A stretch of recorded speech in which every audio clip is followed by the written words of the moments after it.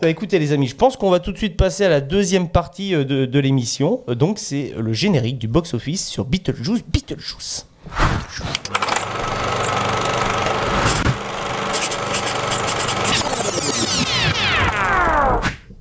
Beetlejuice réalisé par Tim Burton. Tout de suite, bande-annonce.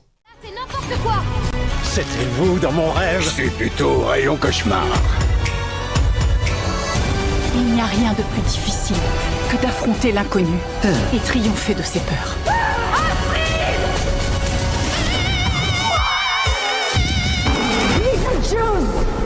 C'est quoi ce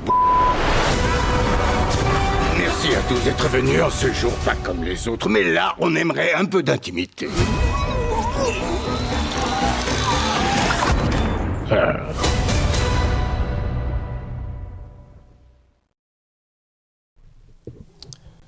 De retour dans le studio de Chemical Productions pour parler du dernier film de Tim Burton, Beetlejuice. On retrouve au casting Michael Keaton, Winona Ryder, Catherine O'Hara, Monica Bellucci, Jenna Ortega.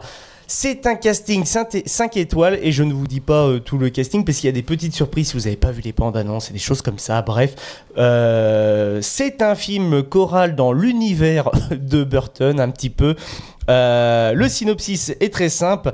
La famille Dietz fait son retour dans la ville de Winter River et ils vont retrouver en fait des souvenirs comme quoi ils sont hantés par Beetlejuice. En tout cas, Lydia, donc la fille qu'on a dans le 1, est toujours un petit peu hantée par l'esprit de Beetlejuice. Et globalement, j'ai pas pu trouver, on va dire, un vrai synopsis adéquat parce que je sais pas si vous avez cette sensation et c'est un petit peu ce qui est décrié avec ce film sur les réseaux sociaux. On a un peu une sensation que chaque personnage vit un peu sa propre histoire. Chaque personnage en fait vit une sorte de creepypasta avec un but personnel. J'ai un peu cette sensation là et c'est un petit peu ce qui a été reproché avec ce film, comme quoi le scénario partait un petit peu dans tous les sens. Voilà, exactement. Ce n'est pas, entre guillemets, pour me déplaire pour ma part, mais je sais que ce n'est pas le cas autour de la table. Gary. Faut que je commence. Ah bah oui, attends, on va commencer les hostilités. Je sais que tu n'as pas apprécié le film, ce qui est totalement normal, on va dire, donc n'hésite pas à t'exprimer là-dessus. En fait, j'ai menti depuis le début. Bah moi...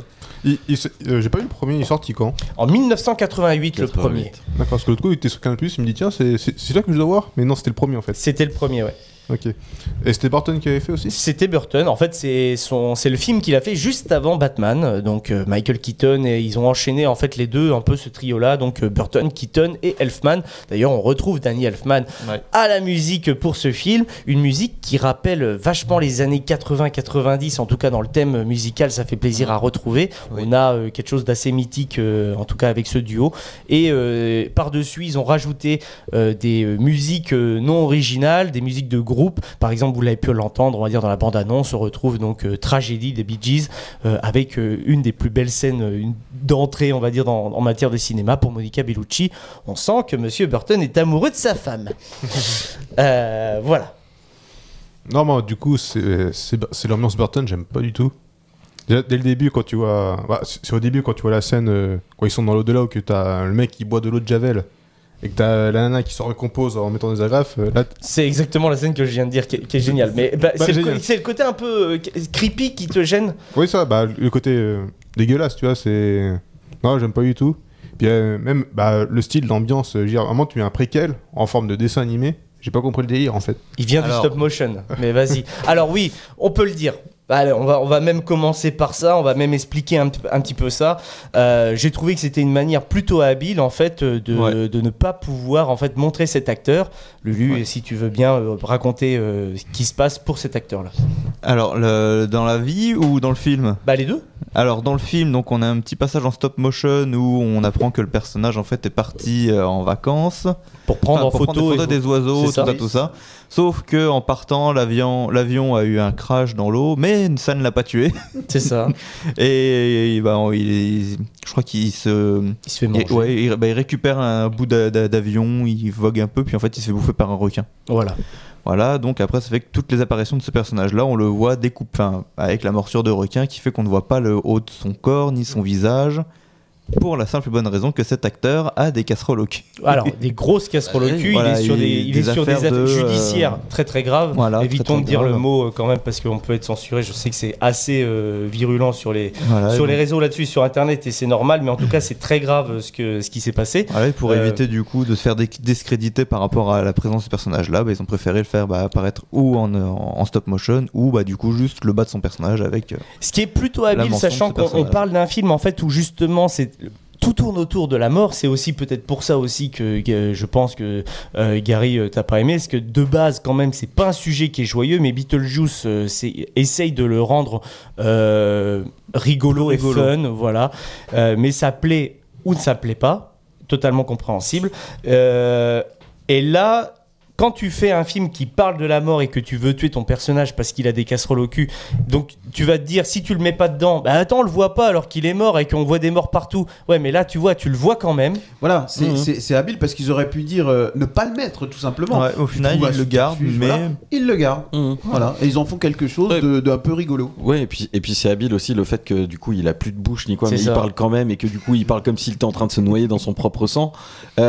Du coup moi je trouve ça habile parce que du coup ça ressemble pas à la voix du personnage, forcément ouais. Alors il y a un peu ce côté-là, et puis même il y a toute une moquerie, je veux dire, autour du personnage, le fait qu'il soit mort, sa pierre tombale c'est une dent de requin, ce qui a marqué l'aileron de requin, en dessous t'as marqué papa, homme, et puis ornithologue. Putain, mais c'est random total. Et puis surtout, genre il est devenu ornithologue juste parce que dans la maison dans laquelle il emménage dans le premier, il tombe sur un bouquin d'ornithologie dans le bureau, et le bureau il veut que ce soit la seule pièce qu'on ne touche pas. Niveau déco, il veut pas que sa femme Catherine O'Hara elle change tout là-dedans, donc il y a que ça. Et en fait c'est juste qu'à un moment tu le vois avec ce bouquin d'ornithologie, genre juste à cause de ça il est devenu ornithologue derrière, en plus de mania de la finance. Moi j'ai trouvé ça drôle. Ouais. Non mais clairement, et puis pour mettre un peu dans le contexte, parce que Gary n'a pas vu le premier, en fait Catherine O'Hara, le personnage que l'on voit, tu sais, qui est un petit peu particulière et qui fait des performances en plein milieu de la maman dans le cimetière. C'est avec les cheveux rouges là. Ouais, voilà. Dans le premier, elle est en mode, elle veut percer dans le domaine de l'art, et quand elle arrive dans cette nouvelle maison, elle décide en fait de la transformer en un endroit ultra hype en termes d'architecture, et donc il modifie la maison à foison. Et le papa dit non, le bureau on le touche pas, il y a ce fameux bouquin d'ornithologie. Voilà. Il vient comment Beetlejuice à la base? Beetlejuice, c'est une sorte de malédiction qui est là quand même. Beetlejuice dans le premier, en fait, il est là parce que en fait, il essaye de proposer ses services aux deux anciens propriétaires qui viennent de mourir dans la maison. Et du coup, il se présente comme étant un exorciste du vivant. C'est ça, de bio-exorciste. Voilà. Bio-exorciste, parce que du coup, il va les aider à hanter correctement les lieux pour virer les humains. En gros, il aide à virer les humains des maisons. Voilà. C'est ça son but. Donc, c'est un mec qui est mort et qui aide à faire ça. Et sauf que c'est un loupard. Sauf qu'en vrai, c'est juste c'est un loupard, c'est un escroc de tous les côtés. Grossier personnage. C'est un escroc. Ah oui, grossier, surtout. Ah non, mais surtout dans le premier. Ouais. Quand il est là, genre avec tiens, regarde là, et il en profite pour ploter la meuf à côté. C'est vrai. T'es là, tu fais c'est dur. Michael Keaton dans le premier, il est vraiment lourd.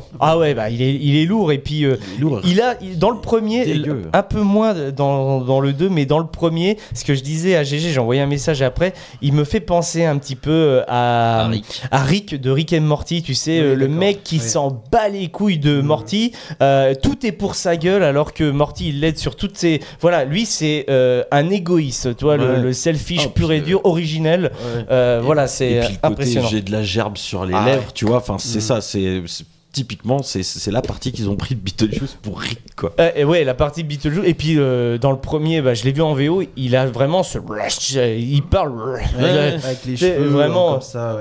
Mais un peu. Tu sais, c'est un mélange entre Beetlejuice et Marty et Doc. Doc de Retour vers le futur, de Rick et Morty.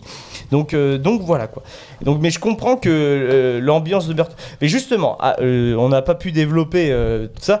Des films de Burton, t'en as déjà vu quand même, mon Gary. Et toi, quand les films de Burton, qu'est-ce qui te plaît en fait dans sa filmographie? Je crois pas que j'en ai vu des masses. Moi, je pense que t'en as vu quand même. Il y a Alice au Pays des Merveilles. Voilà. Donc celui-là, j'ai bien aimé. Ouais. Mais après, Dumbo. Dumbo, c'est lui? Ouais. Ok. Le live action, c'est lui. D'accord, Dumbo, je suis sûr que tu l'as apprécié. Oui. Voilà. Mais ça parle pas de la mort et c'est pas. Oui, voilà. C'est pas dégueu, tu vois. Voilà, c'est clairement ça. Batman aussi, peut-être. Les Batman. Ouais. Mais je pense pas que les premiers Batman avec Michael Keaton, ça soit la tasse de Gary, hein, Ouais. parce qu'ils sont vachement gothiques. Hein. Ouais. Je pense que c'est cette ambiance-là que Gary n'aime pas, le côté gothique. Beetlejuice. En tout cas, le deuxième m'a fait extrêmement penser à des airs de Dark Shadow un petit peu. Ce côté extrêmement loufoque. Je sais qu'à l'époque, il a été décrié énormément. Dark Shadow, donc, qui est sorti en 2012, c'était beaucoup décrié sur la toile à l'époque. Je sais que beaucoup de monde ne l'a pas apprécié. Dark Shadow, c'est un des rares films de Burton avec Johnny Depp que moi, j'ai plutôt bien apprécié. Je trouvais le truc ultra fun et ultra loufoque. J'étais rentré dans le délire. Mais je comprends que c'est pas la tasse de tout le monde. Et Beetlejuice, c'est clairement la même chose. Qui, autour de la table, est plutôt, on va dire, friand de cet univers-là? Lulu, non, peut-être? Moi, je suis friand, mais par rapport à ce film-là, je suis mitigé. Ok, explique, développe. Parce que, alors, je pense que c'est le fait qu'en fait, on suive tous les personnages différemment. Le côté un peu Et fouillis que- du scénario. Ouais, comparé au premier où on avait vraiment l'histoire de tu suivais le couple du début jusqu'à la fin. Là, en fait, tu suis un peu tous les personnages à droite à gauche. T'as des personnages, ils sont. C'est con à dire, mais Monica Bellucci, elle est là, c'est la méchante, entre guillemets. Oui, mais je tu vois la ce que vois tu veux dire. 3 minutes 30, quoi. Ouais. Et Ouais. t'as des films où les méchants, tu les vois pas souvent, mais ils ont une importance. Mais là, elle serait Mais pas même là, le ça serait gamin pareil, qui quoi. se sert du coup de Jenna Ortega Ouais. là, pour, Ouais. tu dis c'est une histoire, c'est une aparté. Tu te dis là il va y avoir un truc et en fait le mec il meurt. Ouais, mais tu c'est vois, ça. c'est exactement ce que je vous disais. C'est Ouais, le côté film en fait fait un où peu film à sketch en fait. ouais, on a un peu ce délire-là. Chaque personnage, on va dire, a son arc narratif à lui, et c'est un petit peu difficile à suivre, mais ils sont tous reliés au bout d'un moment parce qu'ils vont aller dans l'au-delà en même temps, et ils essayent. Et après, il y a des connexions qui se font, genre par exemple, Winona Ryder va aider sa fille. Normal, c'est sa fille. On sent quand même que Beetlejuice, pour se sortir du pétrin de Monica Bellucci, parce que ça, clairement, c'est l'arc de Beetlejuice. Oui. Il va se servir des humains. Tu vois, on a l'arc avec de la maman, donc de la maman de Catherine O'Hara, on va dire, qui essaye d'empêcher le mariage de Lydia un petit peu, quand même, derrière tout ça. Et on a ce fameux L'arc de Bob aussi. hein, Oui. l'arc de Bob. Ouais, Magnifique. alors moi c'est justement il y a un personnage que je n'ai absolument pas compris, je ne sais pas comment il a été casté, je ne sais pas pourquoi le pourquoi du comment. C'est ce personnage qui meurt, qui est un acteur français qui a joué dans Athéna. Ah, mais oui, c'est oui. ça, t'as raison. Bah oui. Et alors je me souviens plus de son nom, mais oui j'avais regardé, il a joué dans Athéna. C'est le mec du début. C'est ça. Mais déjà, on a entendu parce que on sent que la voix française, c'est sa vraie voix. Donc on s'est dit, tu vois, je dis mais il est français. Et effectivement, après recherche, donc c'est un acteur français. De pourquoi il a été casté dans un Tim Burton à faire ce petit passage-là, d'ailleurs que j'ai pas vraiment bien compris. Je me dis mais what the fuck quoi. C'est le côté, c'est le graffeur qui Le tombe. graffeur. C'est le personnage principal de Athéna. Voilà. De Je Netflix. m'en souviens, mais même pas Mais De c'est- Athéna de ce personnage. Mais Ouais, bah oui, oui, et en fait, tu l'entends quand il parle, tu sens que voilà, alors c'est sa vraie voix française. Et tout de suite, on l'a remarqué avec Dimitri, on se dit mais oui, il est français. Et finalement, oui, mais je me dis mais c'est quoi son histoire là? Pourquoi il meurt? Il va dans le truc, ça dure 2 secondes. Tu fais bon bah oui, pourquoi pas? Je sais pas, il y a des passages comme ça où voilà, tu te dis Je pense que c'est pour introduire vraiment du coup le côté l'au-delà avec tout Ouais, le côté bien sûr, administratif qui Alors, va et qui va avoir une petite part importante comment du il a film, quoi. été Mais, casté après, ne ça- Ah bah sais après, pas du tout, ouais. son agent a Mais bien ton- bossé, ouais, bien hein. sûr, Ça veut dire que tu t'es retrouvé sur la production de Burton, son agent a bien Ah oui, bossé. tu m'étonnes. hein. GG. Et le côté administratif, justement, moi, ça me fait rire, en fait, que en fait, derrière, tu trouves que la vie, c'est chiant, tu vas dans la mort. tu vas dans la mort, et il faut que tu prennes un ticket pour attendre, etc. Et c'est vrai que déjà, dans le premier, donc, la meuf qui est au guichet, tu vois qu'elle a des sections au niveau des Oui, des veines. des poignets, etc. Et justement là c'est expliqué, enfin c'est dit explicitement là dans le 2, genre je vais me suicider, non ne fais pas ça, sinon tu vas être fonctionnaire dans la mort. Et j'ai fait mais non mais c'est génial quoi, genre tu sais t'as voulu quitter la vie du coup réelle, mais non mais t'as voulu la quitter, par toi-même, exprès, et du coup on va te le faire payer en devenant contractuel. oui. Je me suis dit putain, c'est génial Un en peu fait. comme le papa avec C'est les génial piranhas là parce que aussi, là. tu sens vraiment que Burton, tu sais, c'est ça, c'est l'administration, c'est l'horreur. Ah oui, oui. Et donc du coup, enfin voilà, le châtiment, moi j'ai trouvé ça génial que ce soit expliqué dans celui-là. Et ouais, après, ouais, tu vois, bah par exemple. Mais j'ai bien aimé aussi l'origine story de Beetlejuice, moi. Le côté oui, en noir ouais. et blanc. Oh là là, mais c'était Ça, c'est génial. partie des aspects que je trouve bons du film. En fait, c'est vraiment tout le côté esthétique, le bande-son. Bah, mine de rien, les jeux d'acteurs aussi sont super bons. Ouais. En fait, c'est tout le côté vraiment technique du film, je trouve vachement bon. Mais après, le côté histoire et tout ça. Après, t'as des vannes qui m'ont fait marrer. Ouais. Ça m'a quand même fait sourire et j'ai bien aimé quand même. Mais t'as quand même cette petite retenue de j'aurais aimé que ce soit un peu moins fouillis. Ouais, non, mais je comprends totalement. Moins plus centré sur un ou deux personnages. Ouais. Tu vois, voilà, clairement. Mais je comprends totalement. L'origin story, elle était géniale. La réal était terrible. C'était gros hommage en fait à Ed Wood, Déjà, oui. etc. En plus, le faire tout en italien. Parce que Ed Wood avec Bela Lugosi, etc. Le film de vampire et tout le merdier. J'ai fait mais putain, mais terrible quoi. Terrible. Pareil, ça, j'ai l'impression qu'il y a une volonté très internationale quand même. Ça parle anglais, tu vois, il y a un acteur français. Là, il y a cette partie en italien. À un moment, ils parlent entre eux en espagnol, etc. Mais je pense que c'est aussi pour dire que ça concerne tout le monde. Hein. Et exactement, c'est ça, ouais, parce que la mort, c'est vraiment quelque chose qui nous lie tous, finalement. Dans l'humanité, voilà. Dans les trucs drôles, ouais. Là, le mec qui s'est fait donc bouffer par le requin, le fait qu'il se retrouve dans la file d'attente à côté d'un surfeur qui se fait bouffer l'autre moitié du corps, moi j'ai trouvé ça génial. Peut-être par le même requin. Peut-être par le même requin, genre salut, ça farte. Et ça m'a trop fait rire. Non, franchement, moi j'ai passé un très très bon moment devant ce film. Le côté qui est plein d'histoires, ça m'a pas du tout dérangé. L'histoire de justement Jenna Ortega qui tombe sur un mec, etc. Bon bref, je l'ai vu à 10 km. Ouais, le fait que pareil. ça allait faire une Casper, et je me suis dit mais Casper, c'est vrai qu'il était trop bien ce film. Tu vois. Et voilà, Oh, c'était bien, Gasper. Ben oui, non mais tu sais quand ils se mettent à danser, puis qu'en fait hop ils volent et tout, et enfin Casper ça se termine un peu comme ça. Voilà. Et du coup voilà, je me dis c'est trop cool. Bref, bon ça c'était du coup un petit côté doudou nostalgique, mais finalement moi je l'ai préféré au premier pour le Pareil. coup. Parce que je sais pas, il y a un peu de folie, et puis il y a tout ce que Burton il sait faire finalement, un peu dedans, en concentré, du un peu du très propre, tu vois, avec justement le côté l'origin story, etc. De la motion, De la stop motion, ouais. de la stop motion, du et puis des trucs un peu loufoques. Enfin bref, ouais, non, c'était sympa. Ah oui, clairement, je suis assez d'accord avec toi. Bon, d'après ma mère, Beetlejuice 1, je l'avais vu avec elle quand j'étais jeune. Je n'ai aucun souvenir, donc je l'ai revu avant le film pour vraiment bien ancrer. Et certes, j'ai bien aimé l'ambiance qui dégageait de ce film, les décors. On sent que Burton a fait ses armes avec ce film, a contribué à créer ce style qui est bien à lui, ce style gothique qui a justement fait son succès au cinéma dans les années 80-90.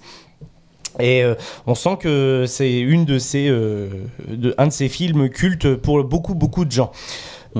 Et je pense que là, le 2, il est vachement... il est vachement lié finalement un peu à l'univers étendu. Parce que moi je me souviens du dessin animé. Il y avait un dessin animé. Il y a eu même deux versions, je crois, une version à la Fox et une autre ailleurs, tellement ça fonctionnait. Et du coup, Beetlejuice, voilà, c'était Lydia qui rappelait Beetlejuice et puis qui vivait des aventures, etc. Genre Jumanji, quoi. Ouais, genre Jumanji, oui, oui. Mais du coup, c'était quand même chapeauté par Burton, etc. Donc c'est-à-dire que même, les histoires qui étaient racontées, il y avait, c'était validé quand même par Burton.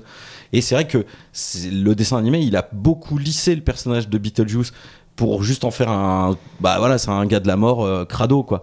C'était plus cette espèce de pervers sexuel qu'il y a dans le premier, quoi. Clairement, franchement, tu vois, parce que bon, faut pas oublier quand même que voilà, c'est un vieil adulte mort depuis 500 ans qui veut se marier avec une vivante de 14. Bon, c'est quand même limite, quoi. Actuellement, problématique. Ah bah non, mais pas qu'actuellement, c'est problématique tout le temps. Non, non, mais je veux dire, voilà, mais c'est le mot qu'on tirait maintenant. Dans la vie comme dans la mort. Et, exactement. Enfin bref, voilà, et c'est vrai que le dessin animé, je trouve qu'il a vachement lissé ça, et je pense que les bons souvenirs que j'ai de Beetlejuice, c'est plus le dessin animé que le film. Maintenant que je l'ai revu, je me suis fait, ah ouais, le film, après, je l'ai pas vu quand j'étais gamin, je l'ai vu plus tard, et c'est vrai que ouais... voilà, je trouvais que ça faisait. Enfin, voilà, on est plus sur le délire du dessin animé. Et le fait, du coup, qu'il y ait plein d'histoires qui s'entremêlent, moi, ça m'a pas choqué plus que ça. Quoi. Mais ouais, mais clairement, je suis assez d'accord. Et puis, tu vois, comme je te dis, j'ai aucun souvenir étant gamin d'avoir vu ce film. Donc, pour moi, j'ai pas trop d'attache. Donc, le premier, je l'ai vu. Beetlejuice, quoi. Tu vois ouais, déjà. Et surtout, tu vois, donc je l'ai vu très récemment, 3 jours avant le 2. Donc, perso, bien frais dans ma tête. Et quand j'ai terminé le premier, j'avais quand même un sentiment de frustration. On le voit très peu, Beetlejuice, dans le 1. Et on se dit, putain, le film s'appelle comme ça, on le voit peu, le personnage, on sent qu'il l'exploite pas. Et j'avais un peu cette forme de frustration. Et là, dans le 2, au contraire, on le voit, et on voit que c'est un peu son The Mask à lui, Burton. C'est le personnage qui va d'ailleurs il y a même des phases où il fait limite un truc à la The Mask, où quand il voit le portrait de Monica Bellucci, il a les trucs comme ça. Mais déjà il y a ce côté là pour Beetlejuice, mais il amène des personnages qui sortent directement des dessins animés, des genre Tex Avery ou même de comics. Le personnage du commissaire, mais magnifique. J'ai jamais autant ri devant William Dafoe à l'écran. D'habitude je suis plutôt en mode, qu'est-ce qui va me sortir William Dafoe, je vais me sentir mal, il va me faire un rire. Tu vois, William Dafoe, je l'ai jamais vu comme ça. Et Eric Herson Macarel, qu'on salue s'il voit l'émission, mais sincèrement, il a fait une performance encore au top sur le rôle de William Dafoe. Putain, c'était beau à voir. On sent qu'il s'est amusé en faisant ce rôle-là, c'est-à-dire, j'ai été bon ou pas. Tu vois, ce genre de truc, tu vois. Et hop, l'assistante qui ramène le café et tout. Enfin, terrible. Pourquoi je suis commissaire? Vous n'êtes pas commissaire, vous êtes acteur. C'est vraiment joli. Ça me tue. Mais vraiment, tu vois, j'adore. Et on a un peu ce côté-là où vraiment on sent que Burton, là, il est plus passé dans un délire de comédie à fond. Et j'ai un collègue qui a été voir Beetlejuice, il m'a dit, ah, tu l'as vu? J'ai dit, bah non, pas encore. Et il me dit, putain, moi j'ai pas aimé, etc. Donc honnêtement, autour de la table, je savais qu'on allait diverger en termes d'idées et d'avis. C'est super intéressant, mais faites-vous votre propre idée en allant le voir, parce que potentiellement l'humour peut vous parler, l'univers en tout cas vous allez peut-être l'apprécier, parce que il va vachement loin. Il y a du stop motion, que ce soit au départ pour le papa, mais pas que, hein. Le ver de sable est encore en stop motion. Les effets visuels sont super jolis, il y a du beau make-up. Non, franchement c'est super bien. Il y a un beau travail de technicité, comme tu l'as dit. Je crois qu'il a utilisé quasiment que de l'effet pratique. Ouais, carrément. Et ça se sent. Numérique. Et ça se sent. Et pour terminer, en tout cas pour ma part, et je laisserai ma parole à Maxime, parce que tu t'es pas trop, on va dire, t'as pas parlé du film. Mais avant tout d'être un film justement qui parle de la mort, Beetlejuice, donc ce deuxième opus, c'est surtout un film qui parle d'amour, parce que c'est le seul truc qui relie toutes les histoires qu'on a dans ce film, que ce soit l'amour de Winona Ryder à Jenna Ortega, pourquoi elle va l'aider, on va dire, quand elle part dans l'au-delà, l'amour que Monica Bellucci a auprès de Beetlejuice, malgré ce désir de vouloir prendre son âme. Ils ont eu un peu ce délire là. C'est vraiment un film plus qui parle d'amour que de la mort, et on sent que ça c'est un mood qui traverse Burton depuis qu'il s'est mis donc avec Monica Bellucci, donc c'est super intéressant de le voir comme ça. Maxime? Oui, il est heureux. Bah tant mieux pour lui. Du coup, voilà, tant mieux pour lui. C'est très bien. Non, moi j'ai apprécié le film. Voilà, je l'ai pas détesté. Au contraire, hein, j'ai passé un bon moment. Je n'ai pas vu le 1. J'ai vu que des extraits. Voilà. Donc je sais qu'il y avait Alec Baldwin. Après ils ont repris. Voilà. J'ai tout de suite compris en fait avec les extraits que j'avais vus du 1 que par exemple la maman dans celui-ci, c'était la fille du 1. Voilà, parce que c'est le même. En fait, ils ont gardé. Après, c'est la même actrice quand même. Hein. Oui, voilà, c'est pour ça. Mais j'ai tout de suite compris. Parce que, en fait, il y a la même tenue, il y a la même coupe de cheveux, donc voilà. C'est vrai aussi. Oui. Bah oui, non, mais c'est. Et du coup, voilà, il n'y avait pas forcément besoin d'avoir vu le 1 pour apprécier le 2. Et donc, bon, après, Burton. Voilà, des décors un petit peu Halloween des années 80, 90. Tu sens que les décors, effectivement, comme vous en parliez, c'est de la technicité. Je pense qu'ils ont fait un réel travail derrière les techniciens en termes de décors, de maquillage. Tu sens que c'est du vrai, mais que ça fait faux en fait. Ah oui. Là, c'est carton-pâte, voilà, mais c'est un peu son style, voilà, et ça rend plutôt bien, voilà, avec des lumières, les machins. Et non, après, bon, des petits passages comédie musicale également aussi. Hein, Comme dans le 1. voilà. Pété de rire. Oui, voilà. Et les acteurs, bah forcément, voilà, j'ai pas quelque chose à dire sur l'acting parce que voilà, on sent que c'est bien, c'est des bons acteurs. Il a pris encore Jenna Ortega qui fait un petit peu son rôle, voilà, mercredi, tout ça. Bon, Après, mercredi vient de l'esprit de Burton aussi. Hein. mais tout à fait. Il a réalisé 4 épisodes de la saison 1, il va réaliser 4 épisodes de la saison 2 Voilà. encore une On fois. sent que quand même dans Beetlejuice, du coup quand elle tombe sur le fantôme, hein, il y a des sourires, il y a des machins. Donc faut pas. Moi j'ai peur qu'elle s'enferme un peu dans ces rôles-là. Donc faudrait pas. Elle a 22 ans, donc je pense qu'il y a encore sa carrière, elle est loin d'être faite. Donc je pense que ça va encore. Après, il y a encore t'as plein quand de même projets. raison parce que Jenna Ortega, c'est quand même rare de la voir dans un film autre qu'un film d'horreur ou un film, on va dire, qui rappelle l'horreur, la mort, etc. Oui, tu vois, une série, je crois sur c'est pas Disney Channel ou des choses comme ça. Non, mais Je parce vois que la base, dernièrement, tu vois, elle quand même a été dans X. Elle a fait mercredi, elle a fait les deux Scream. Oui, voilà. Tu vois, elle est quand même dans un genre C'est pour bien ça que particulier. tu Je vois. pense que c'est une bonne actrice, mais il faudrait pas qu'elle s'enferme un peu dans ces rôles-là. Et puis, sinon, ils vont l'appeler que pour des choses C'est comme vrai. ça. Donc, Tu as voilà. raison. Mais bon, elle est jeune, je m'en fais pas trop pour sa carrière. Voilà, donc. Et puis, elle est talentueuse, honnêtement, franchement. Oui, bien ça sûr. va. Non, mais oui.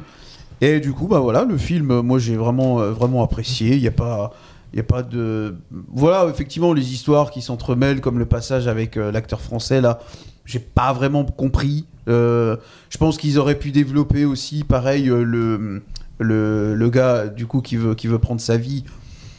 Je pense qu'ils auraient pu un peu plus développer, mais sinon, non, c'est du Tim Burton. Voilà. Ouais, mais clairement. Mais comme tu dis, le côté histoire entremêlée peut créer une frustration, comme moi j'ai pu avoir, par exemple, dans le premier opus, où on voit très peu Beetlejuice et j'avais envie de le découvrir. Quoi, J'ai tu vois. trouvé plaisant, par exemple, au niveau du générique, déjà, voilà, Daniel Elfman à la musique, de reprendre un petit peu ces codes-là de musique, un peu comme on avait dans les années 80-90, plus peut-être 90 même, Ouais.